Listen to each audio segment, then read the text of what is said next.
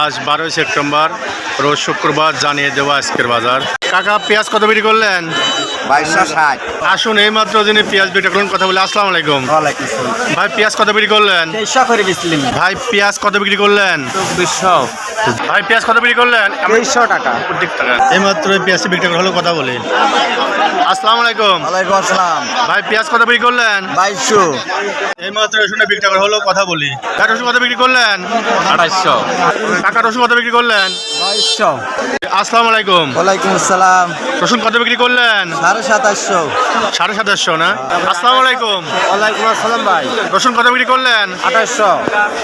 ধান কত বিক্রি করলেন? 1250। 1250। ধান কত বিক্রি করলেন? 1320। কি ধান? 29। ভাই ধান কত বিক্রি করলেন? 1250। কি ধান? 29। কাকা ধান কত বিক্রি করলেন? 1370। কাকা ধান কত বিক্রি করলেন? কত?